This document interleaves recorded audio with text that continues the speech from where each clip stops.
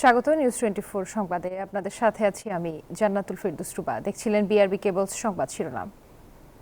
দর্শক, এই মুহূর্তে পাকিস্তানের উপপ্রধানমন্ত্রীর সঙ্গে বৈঠক নিয়ে কথা বলছেন পররাষ্ট্র উপদেষ্টা। আমরা সরাসরি চলে যাচ্ছি সেখানে।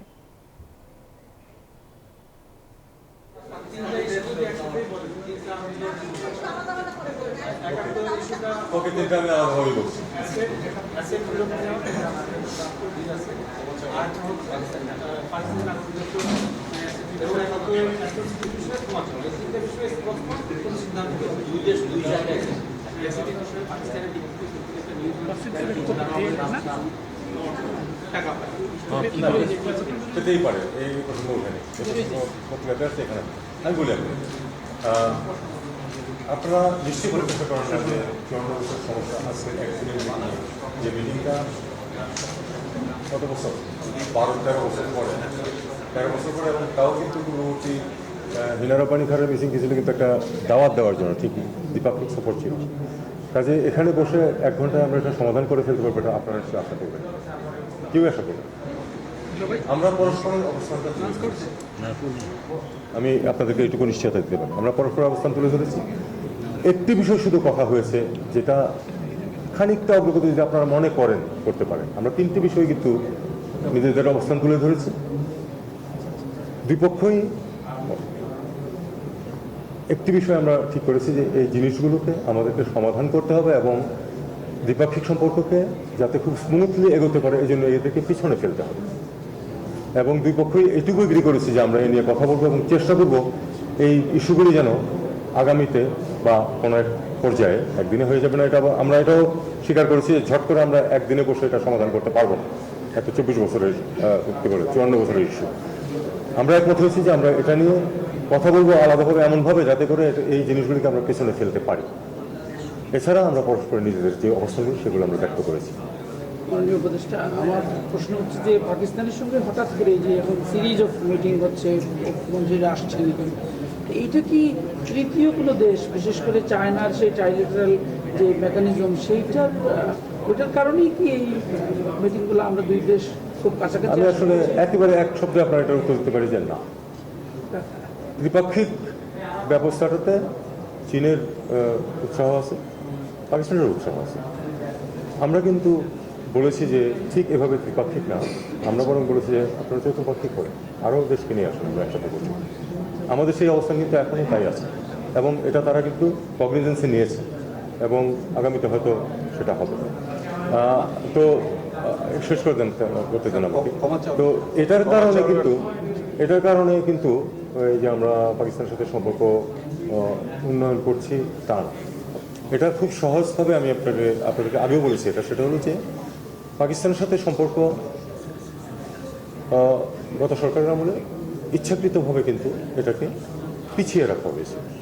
আমি আপনাদেরকে আগেও বলেছি, এখন আবার বলছি, আমরা একটি স্বাভাবিক সম্পর্ক চাই পাকিস্তানের সাথে, যেমন আমরা অন্যান্য বন্ধু দেশের সাথে চাই, ঠিক সেরকমই, এর চেয়ে বেশি কিছু না।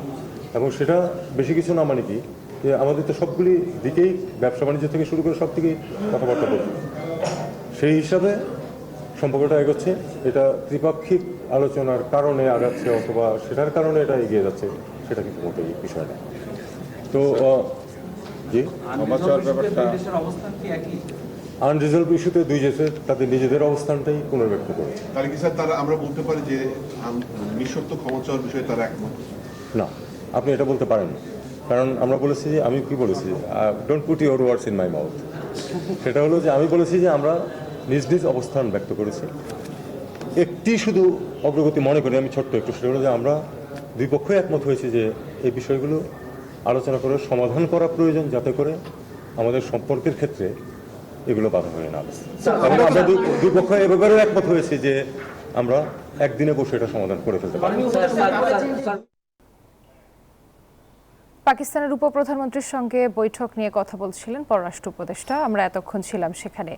এর আগে 71 নিয়ে কথা বলেন পাকিস্তানের উপপ্রধানমন্ত্রী। 74-এর ঐতিহাসিক দলিলের মাধ্যমে 71-এর অমীমাংসিত বিষয়গুলোর সমাধান হয়েছে বলে দাবি করেন পাকিস্তানের উপপ্রধানমন্ত্রী ও পররাষ্ট্রমন্ত্রী ইসহাক দার।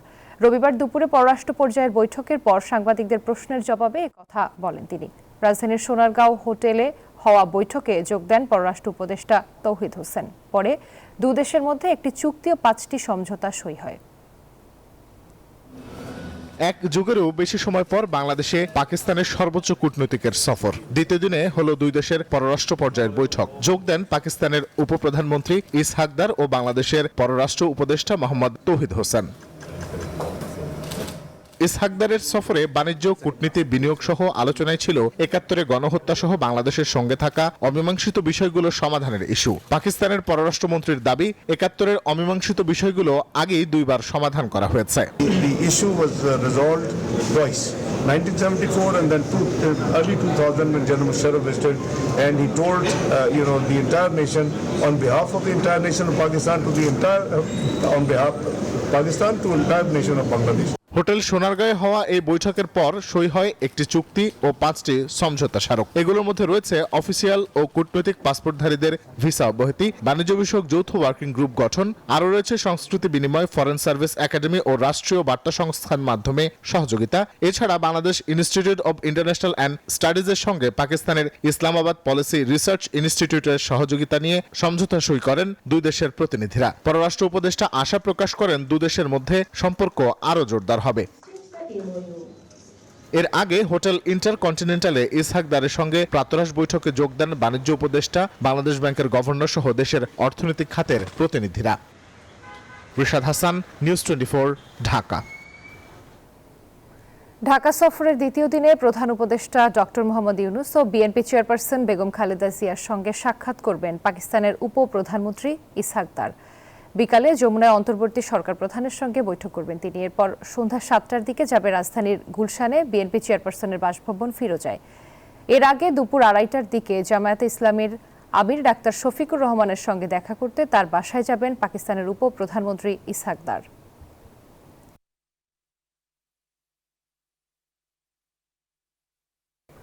রোহিঙ্গা সংকট মোকাবিলায় আন্তর্জাতিক সহযোগিতা জোরদার ও প্রত্যাবাসন প্রক্রিয়ায় টেকসই সমাধানের পথ খুঁজতে কক্সবাজারে শুরু হয়েছে 3 দিনের আন্তর্জাতিক সম্মেলন। রবিবার ইরানির সেনাবাহিনী পরিচালিত হোটেল বে ওয়াচ মিলনায়তনে সম্মেলন শুরু হয়, চলবে 26 আগস্ট পর্যন্ত। সম্মেলনের দ্বিতীয় দিন সোমবার যোগ দিয়ে ভাষণ দেবেন অন্তর্বর্তী সরকারের প্রধান ডক্টর মোহাম্মদ ইউনূস। এর মাধ্যমে সম্মেলনে অংশ নেয়া বিশ্বের প্রায় 40টি দেশ, বিভিন্ন আন্তর্জাতিক সংস্থা ও জাতিসংঘের প্রতিনিধিদের কাছে রোহিঙ্গারা তাদের দাবি দাওয়াগুলো তুলে ধরবেন, জানাবেন তাদের ওপর হওয়া নির্মম অত্যাচার, নিপীড়নের চিত্র। সম্মেলনে প্রত্যাবাসন প্রক্রিয়া ও মানবিক সহায়তার দিকটা গতিশীল করার প্রচেষ্টাকে অগ্রাধিকার দেয়া হয়েছে।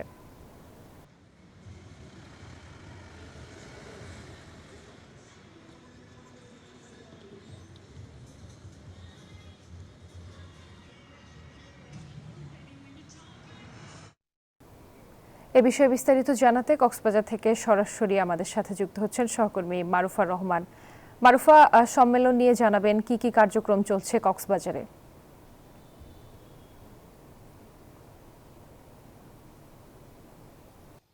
সম্মেলনের যে স্থানটি আমরা সেখানে রয়েছি, বিকেল 4টার সময় আনুষ্ঠানিকভাবে সম্মেলনটি শুরু হবে। আপনি বলছিলেন যে 40টি দেশের প্রতিনিধি, আন্তর্জাতিক সংস্থা এবং রোহিঙ্গাদের প্রতিনিধি দল, বাংলাদেশের পররাষ্ট্র উপদেষ্টা, তারা মিলেই আজকে প্রথম দিনের যে আলোচনার পর্বটি সেখানে অংশ নেবেন।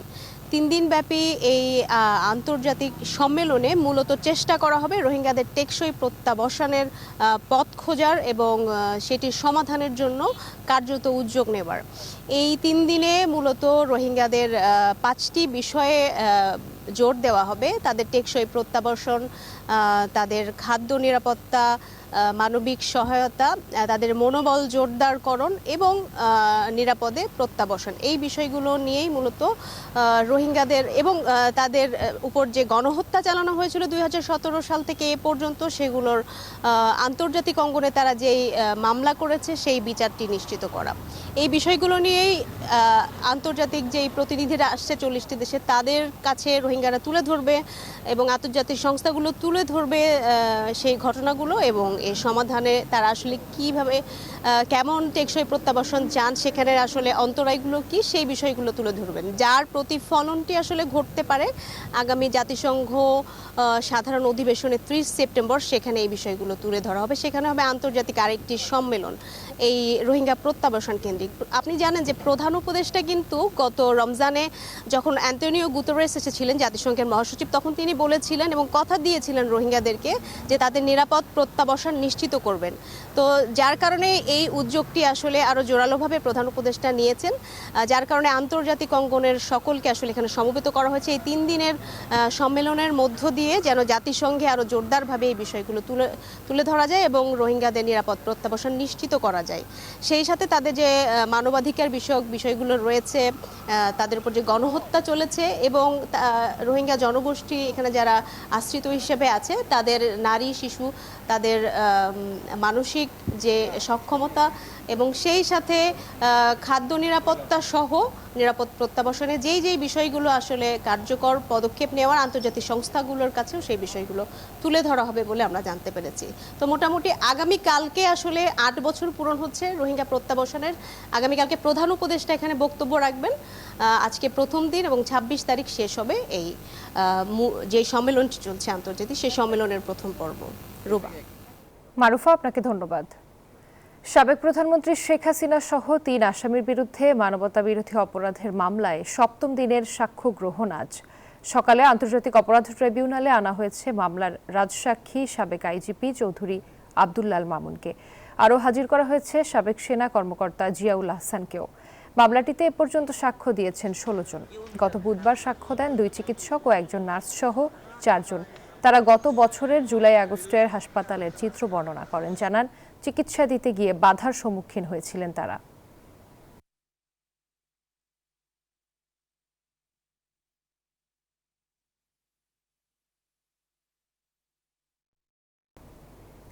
জুলাই সনদের ব্যাপারে আইন কিংবা সংবিধান সংশোধন করতে হলে নির্বাচিত সরকার করবে মন্তব্য করেছেন বিএনপির সিনিয়র যুগ্ম মহাসচিব রুহুল কবির রিজভী। বলেন, তার আগে সুষ্ঠু নির্বাচন দিয়ে জনগণের সরকার প্রতিষ্ঠা করতে হবে। দুপুরে বিএনপি চেয়ারপারসন বেগম খালেদা জিয়ার 81তম জন্মদিন উপলক্ষে জিয়া পরিষদের আয়োজনে রিকশা ও ভ্যান চালকদের মাঝে রেইনকোট বিতরণের পর এসব কথা বলেন তিনি। রাজনৈতিক দলগুলোর মধ্যে ন্যূনতম বোঝাপড়া না থাকলে আবার ভয়ঙ্কর ফ্যাসিবাদ আসতে পারে বলে মন্তব্য করেন তিনি। আগামী সংসদ নির্বাচন সামনে রেখে দেশে উগ্রবাদের উত্থান হতে পারে বলে আশঙ্কা প্রকাশ করেন রিজভী। অন্তর্বর্তী সরকারের প্রতি জনগণের অনেক প্রত্যাশা রয়েছে, কিন্তু তারা অনেক ক্ষেত্রে ব্যর্থ হলে দেশের সংকট আরও বাড়বে বলেও মন্তব্য করেন তিনি।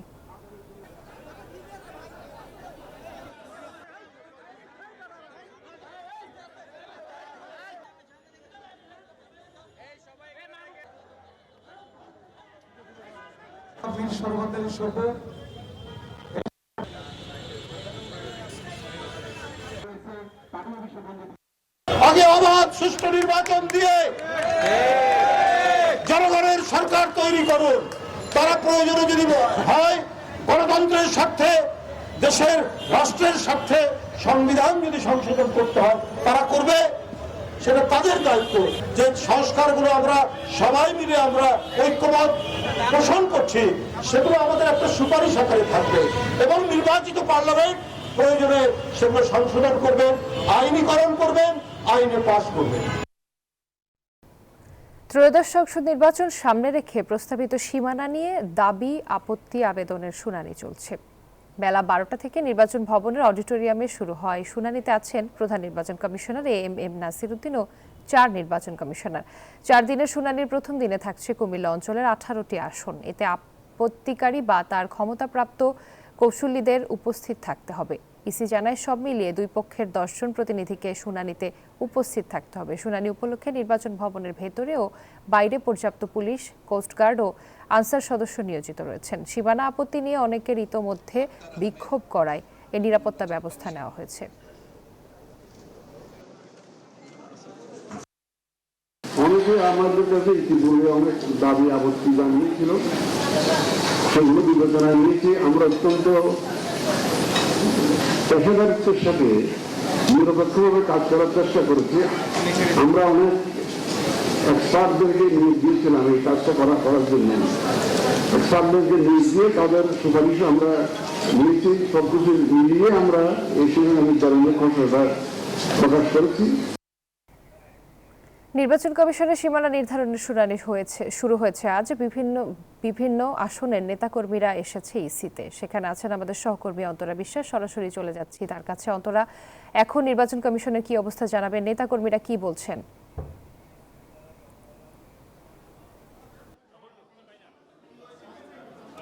এখানে আসলে শুনানি শুরু হয়ে গেছে বেলা 12টার দিকে, এবং আপনি জানেন যে আজকে 18টি আসনের শুনানি হবে।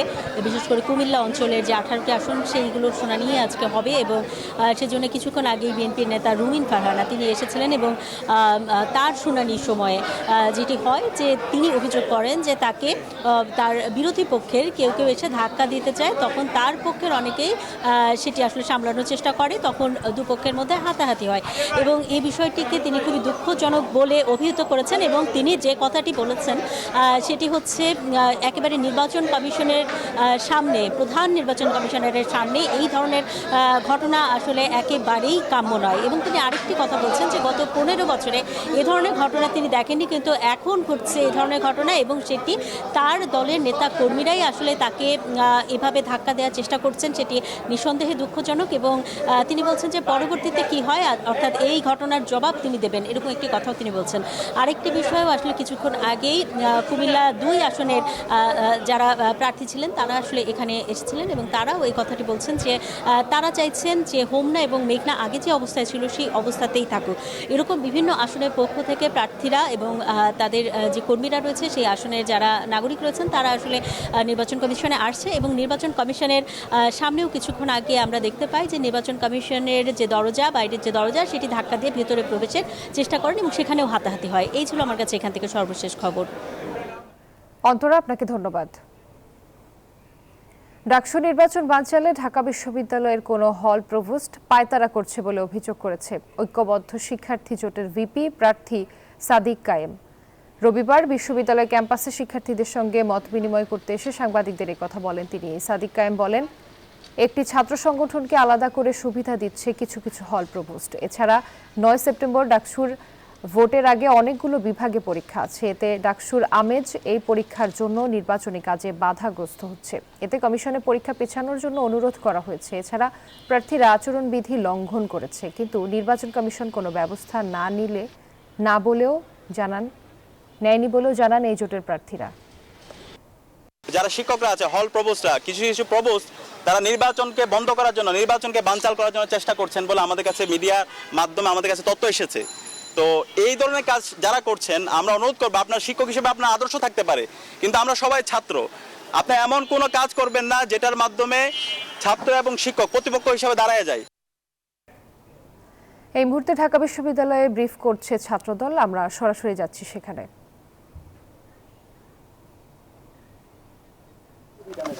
আসসালামু আলাইকুম, সবাইকে ধন্যবাদ। যতই ভাবি বাংলাদেশ জাতীয়তাবাদী ছাত্রদল মনোনীত এই প্যানেল, আমরা সুস্থ ধারার রাজনীতি করব, অভিযোগের রাজনীতিকে বাদ দিব। কিন্তু অভিযোগ তো নয়, বরং কিছু প্রকৃত বিষয় যদি আজকে তুলে না ধরা হয়, সেক্ষেত্রে সাধারণ শিক্ষার্থীদের সাথে ক্যাম্পাসের রাজনৈতিক পরিবেশ এবং ডাকসুর পরিবেশের সাথে সাংঘর্ষিক হয়ে যাচ্ছে। আপনারা দেখেছেন ডাকসুর যে নির্বাচনী প্রচারণা বিধি আচরণমালা, সেখানে আছে উল্লেখ আছে কোনো সমাবেশ করার পূর্বে বিশ্ববিদ্যালয় নির্বাচন কমিশনের কাছ থেকে অনুমতি নিতে হবে। কিন্তু আমরা ইতিমধ্যে দেখেছি গতকালকে টিএসসি অডিটোরিয়ামে স্বতন্ত্র শিক্ষার্থী ঐক্যজোট নামে একটি panel stand up comedy show আয়োজন করেছে, এবং সেখানে তারা একটি সমাবেশের আয়োজন করেছে, এবং নির্বাচনী যে প্যানেলটি রয়েছে তারা এক প্রকার প্রচারণা করেছে। ঠিক একইভাবে আজকে টিএসসি অডিটোরিয়ামে তারা একটি গানের আয়োজন করেছে, খুব অ্যাট্রাকটিভ নাম দিয়েছে নারীদের জন্য গান, কিন্তু এইসব অ্যাট্রাকটিভ নাম দিয়ে তারা সেখানে সমাবেশের আয়োজন করছে, নির্বাচন আচরণবিধি সুস্পষ্টভাবে লঙ্ঘন করছে। আমি ঢাকা বিশ্ববিদ্যালয় নির্বাচন কমিশনের কাছে, প্রশাসনের কাছে আহ্বান জানাবো, অনতিবিলম্বে এই সকল প্রোগ্রাম কর্মসূচি বন্ধ করতে হবে। আপনারা যদি লেভেল প্লেইং ফিল্ড নিশ্চিত না করতে পারেন তাহলে কারা করবে? আমরা কোথায় যাব? কাদের কাছে আমরা সমাধান চাইবো? আমাদেরকে জানিয়ে দিবেন। একই সাথে আপনারা দেখেছেন শুধু এই অফলাইন প্ল্যাটফর্ম না, অনলাইন প্ল্যাটফর্মেও বিভিন্নভাবে সাইবার বুলিং এর মাধ্যমে নারী প্রার্থীদেরকে হেনস্থা করা হচ্ছে। সাইবার জগতেও কিন্তু লেভেল প্লেইং ফিল্ড নিশ্চিত করতে ব্যর্থ হচ্ছে এই প্রশাসন। সুতরাং আমি এই প্রশাসনের কাছে, এই নির্বাচন কমিশনের কাছে আহ্বান জানাবো, আপনারা দয়া করে অনতিবিলম্বে লেভেল প্লেইং ফিল্ড নিশ্চিত করার জন্য প্রয়োজনে একটি আলাদা সেল গঠন করুন, তবু এই লেভেল প্লেইং ফিল্ডকে নিশ্চিত করুন, তবে একটি সুন্দর মডেল ডাকসু সম্পন্ন হবে। সবাইকে ধন্যবাদ।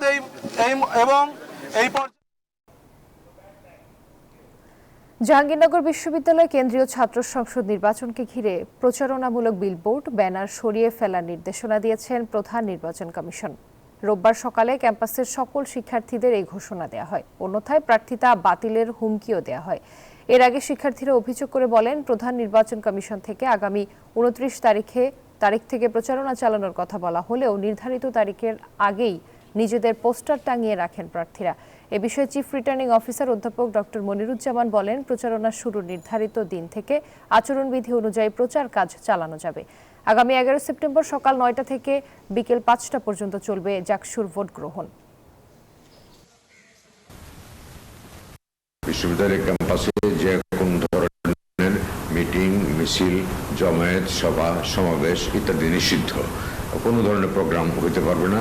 আর আমাদের নির্বাচনের আচরণ বিধিতেও আমরা সেটা উল্লেখ করে দিয়েছি যে একসাথে 25 জনের বেশি জমায়েত হতে পারবে না। দর্শক, রাকসুতেও শুরু নির্বাচনী ডামাডোল। বিস্তারিত জানাতে যুক্ত হচ্ছেন সহকর্মী মতিউর মর্তুজা। মর্তুজা, ক্যাম্পাসে নির্বাচনী আমেজ দেখছেন কতটা?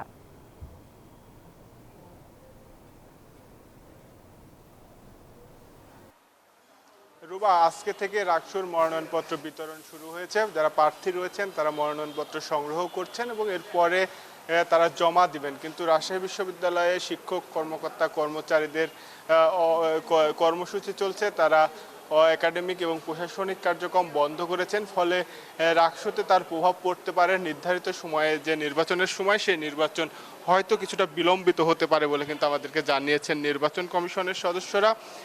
তবে প্রার্থীদের মনোনয়নপত্র সংগ্রহ কার্যক্রম অব্যাহত রয়েছে। আমরা একজন প্রার্থীর সঙ্গে কথা বলি যে মনোনয়নপত্র তো সংগ্রহ করেছেন, কিন্তু বিশ্ববিদ্যালয়ে যেহেতু আন্দোলন চলছে, রাকসু নির্বাচন পিছিয়ে দিতে পারে কিনা, এরকম আশঙ্কা করছেন কিনা? আসলে রাষ্ট্র আমাদের একটা সাধারণ শিক্ষার্থীদের আমাদের যে দাবি দেওয়া মধ্যে একটা রাষ্ট্র ছিল আমাদের একটা প্রাণের দাবি। তো আমরা চাচ্ছি যে আমাদের রাষ্ট্র যেটা সেটা বাস্তবায়ন হোক এবং তাদের দাবি দেওয়া তারা প্রশাসনকে জানাবে। আর আমরা যে সাধারণ শিক্ষার্থী, আমাদের যে রাষ্ট্রীয় নির্দিষ্ট কমিশন হয়েছে এবং আমরা চাচ্ছি যে আমাদের যে রাষ্ট্র যে নির্বাচন কমিশন, তারা আসলে নির্বাচনটা সুষ্ঠুভাবে পরিচালনা করবে। এটাই আসলে আশাবাদী। এবং প্রশাসনের যেটা আনা সে প্রশাসন সেটা ওটা প্রশাসন দেখবে। যেমনটি বলছিলেন যে নির্ধারিত সময়ে রাকসু নির্বাচনের প্রত্যাশা করছেন প্রার্থীরা। তবে আজকে বিকেল 3টায় আলোচনা হবে বিভিন্ন রাজনৈতিক দলের ছাত্র সংগঠনের সাথে, তারপরে সিদ্ধান্ত আসবে কবে রাকসু নির্বাচনের তারিখ পিছাবে। মর্তুজা, আপনাকে ধন্যবাদ। নিউজ 24 সংবাদে নিচ্ছে একটি বিরতির সাথেই থাকুন। আবার স্বাগত নিউজ 24 সংবাদে। অবশেষে আগামী বছরের জানুয়ারিতে শুরু হতে যাচ্ছে তিস্তা মহাপরিকল্পনা প্রকল্প। এতে গুরুত্ব পাচ্ছে সেচ, ভাঙন রোধ ও বন্যা নিয়ন্ত্রণ। পানি সম্পদ উপদেষ্টা সৈয়দা রিজওয়ানা হাসান জানিয়েছেন, চীনের সহযোগিতায় 12,000 কোটি টাকায় প্রকল্পটি বাস্তবায়ন হবে। এ নিয়ে ভারতের সাথে কাগজপত্রে কোনো কাজ এগোয়নি। যেটা হয়েছে তা রাজনৈতিক আলোচনা ছিল বলে জানান উপদেষ্টা। শাহনাজ ইয়াসমিনের রিপোর্টে বিস্তারিত। বর্ষা আর খরা, এই দুই মৌসুমেই তিস্তা পারের মানুষ দেখে জীবনের ভিন্ন রূপ। বর্ষায় বন্যার শঙ্কা আর শুষ্ক মৌসুমে খরার অভিশাপ। এতে সারা বছরই সংকটে থাকে তিস্তা পারের মানুষের জীবন জীবিকা। এ নিয়ে দীর্ঘদিন মাথা ব্যথা আছে সরকারেরও। এবার এর থেকে বের হতে বিকল্প পথে হাঁটছে অন্তর্বর্তী সরকার। বর্ষাকালের উদ্বৃত্ত পানি ধরে রেখে প্রয়োজনে ব্যবহারে নিয়েছে তিস্তা মহাপরিকল্পনা। যদিও দীর্ঘদিন চীন ভারত কূটনৈতিক বেড়াজালে আটকে ছিল প্রকল্পটি। আওয়ামী লীগ সরকারের পতনের পর এর জট খুলেছে। আমি এসে ফাইলে ভারত সরকারের সাথে কেবলমাত্র একটা রাজনৈতিক কথা যে ভারত এটা এসে দেখতে পারে, এরকম কথা ছাড়া আর কোনো কথা পাইনি। বরং পরিকল্পনাটা, সেটা চুক্তিটা সবকটাই আগের সরকারের সময় চায়না সরকারের সাথেই হয়েছিল। প্রকল্পের প্রস্তাবিত পরিকল্পনা অনুযায়ী পানি ধরে রাখতে তিস্তা নদীর 117 কিলোমিটার খনন করা হবে। থাকছে প্রতিরক্ষা বাঁধ, রাখা হচ্ছে নদী তীরবর্তী প্লাবনভূমি, স্যাটেলাইট সহ কৃষিভিত্তিক শিল্প কারখানার প্রস্তাব। তবে প্রথম ধাপে গুরুত্ব পাচ্ছে সেচ, ভাঙন রোধ ও স্থায়ী বাঁধ নির্মাণের কাজ। প্রকল্পের সম্ভাব্য খরচ প্রায় 12,000 কোটি টাকা। মাঠ পর্যায়ে 5টা পাবলিক কনসালটেশন করেছি, করে আমাদের কিছু প্রস্তাবনা ছিল, কিছু সংশোধন ছিল, সেটা আমরা চায়না সরকারকে দিয়েছি। মোটামুটিভাবে 3টা দাগে আমরা এক হয়েছি যে এই প্রকল্পের উদ্দেশ্য হবে নদী ভাঙন রোধ করা, কমিয়ে আনা। এই প্রকল্পের উদ্দেশ্য হবে বন্যার প্রকোপের থেকে মানুষকে সুরক্ষা দেওয়া। এই প্রকল্পের আরেকটা উদ্দেশ্য হবে সেচের সময় যখন আমাদের পানির প্রয়োজন হয় শুষ্ক মৌসুমে, সে সময় যেন নদীটা যথেষ্ট পরিমাণ পানি ধরে রাখতে পারে সেটার ব্যবস্থা করা। চীনের সহযোগিতায় তিস্তা মহাপরিকল্পনা শুরু হচ্ছে 2026 সালের জানুয়ারি থেকেই। প্রকল্পের মেয়াদ 10 বছর। আমাদের প্রস্তাবিত তারিখ হচ্ছে জানুয়ারি 1, 2026। আমরা 10 বছরের কথা বলেছি, প্রথম 5 বছর, তারপর সেটার মূল্যায়ন করে আবার পরের 5 বছর। আর এই 5 বছরের মধ্যে 3 বছরের মাথায় আমরা একটা মিড টার্ম পর্যালোচনার কথা বলেছি। তিস্তার এই মহাপরিকল্পনা বাস্তবায়ন হলে পাল্টে যাবে তিস্তা পাড়ের মানুষের জনজীবন। আশা পানি উপদেষ্টার। রাজনৈতিক দৃষ্টিভঙ্গিতে আর এই প্রকল্প না দেখার অনুরোধ তার। সানাজি ইয়াসমিন, নিউজ 24, ঢাকা। এবার মধুমতি ব্যাংক পিএলসি অর্থ ও বাণিজ্য সংবাদ।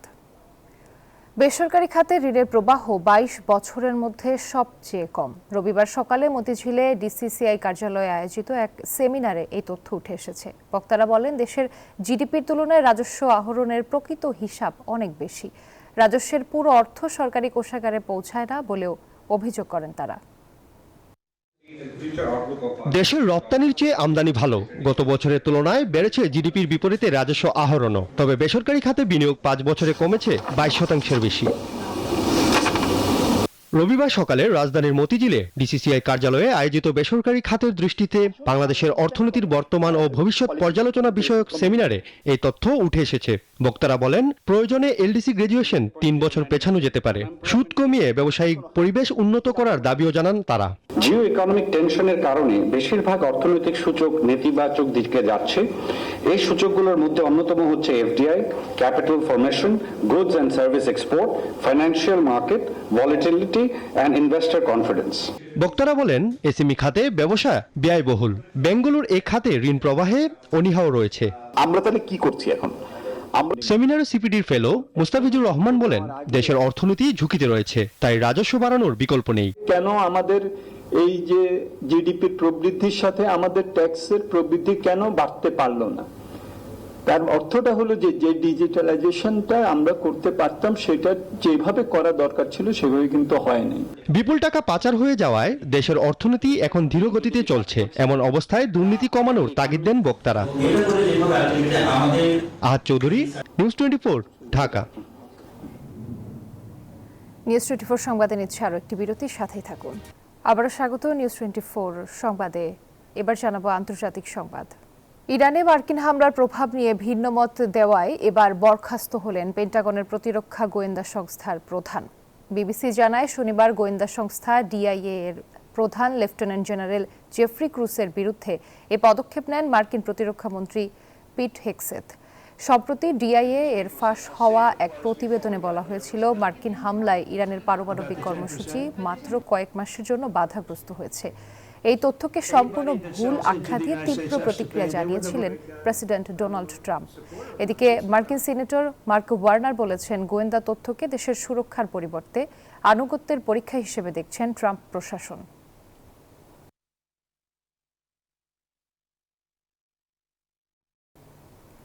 রাশিয়ার পশ্চিমাঞ্চলের কুরস্কের পারমাণবিক স্থাপনায় হামলার জন্য ইউক্রেনকে দায়ী করেছে মস্কো। রয়টার্স জানায়, ইউক্রেনের স্বাধীনতা দিবসে রাশিয়ার এই অঞ্চলটিকে টার্গেট করেছে কিয়েভ। ইউক্রেনের অভিযোগ, ভ্লাদিমির পুতিনকে শান্তি আলোচনায় যুক্ত করতে রাশিয়ার অভ্যন্তরে লক্ষ্যবস্তুতে হামলা চালানো থেকে ইউক্রেনকে বিরত রেখেছে মার্কিন প্রতিরক্ষা দপ্তর পেন্টাগন। এদিকে পুতিন জেলেনস্কির সম্ভাব্য বৈঠকের বিষয় নাকচ করেছে মস্কো। এই পরিস্থিতিতে যুদ্ধ বন্ধে গ্লোবাল সাউথের দেশগুলিকে রাশিয়ার ওপর চাপ দেওয়ার জন্য আহ্বান জানিয়েছেন জেলেনস্কি।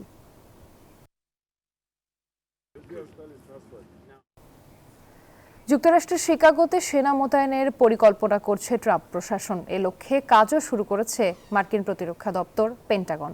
এমন তথ্য জানিয়েছে রয়টার্স। আগামী সেপ্টেম্বরের মধ্যে কয়েক হাজার ন্যাশনাল গার্ড সদস্য মোতায়েন করা হতে পারে বলে ধারণা করা হচ্ছে। তবে এই ঘটনায় নিন্দা উদ্বেগ জানিয়েছে বিরোধী ডেমোক্র্যাট শিবির। ইলিনয় অঙ্গরাজ্যের গভর্নর জেবি প্রিটজকার বলেন, এ মুহূর্তে ন্যাশনাল গার্ড বা অন্য কোনো বাহিনী মোতায়েনের মতো জরুরি অবস্থা শিকাগোতে নেই। এটি রাজনৈতিক উদ্দেশ্য প্রণোদিত এবং ক্ষমতার অপব্যবহার বলে জানান তিনি। এর আগে ক্যালিফোর্নিয়া অঙ্গরাজ্যেও গভর্নরের বিরোধিতা সত্ত্বেও লস অ্যাঞ্জেলেসে ৭০০ মেরিন ও ৪,০০০ ন্যাশনাল গার্ড সদস্য পাঠায় ট্রাম্প প্রশাসন।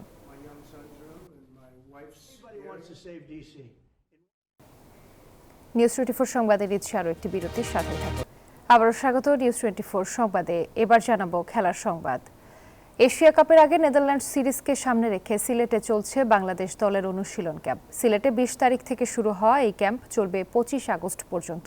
আগামী মাসে সংযুক্ত আমিরাতে বসেছে এশিয়া কাপের আসর। এশিয়ার শ্রেষ্ঠত্ব অর্জনের এই আসরের প্রস্তুতি হিসেবে নেদারল্যান্ডসের বিপক্ষে ঘরের মাঠে ৩ ম্যাচের টি-20 সিরিজ খেলবে বাংলাদেশ। আর এই সিরিজকে সামনে রেখে নিজেদের প্রস্তুত করতে ঘাম ঝরাচ্ছে টাইগাররা। সিরিজ শুরুর আগে আগামী ২৬ তারিখ বিসিবি এইচপি দলের সাথে একটি প্রস্তুতি ম্যাচ খেলারও কথা রয়েছে জাতীয় দলের। এই সিরিজ খেলতে ডাচরা বাংলাদেশে পৌঁছাবে ২৭ আগস্ট।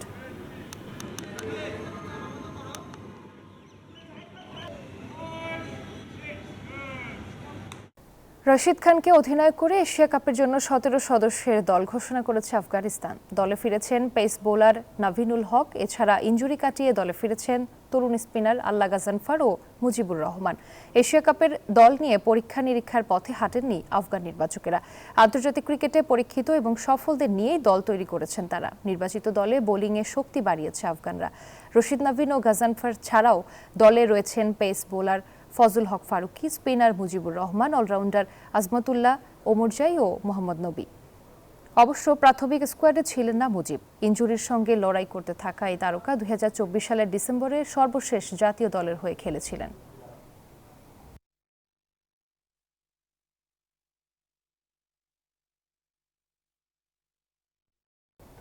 আর এই ছিল নিউজ 24 সংবাদে। ধন্যবাদ।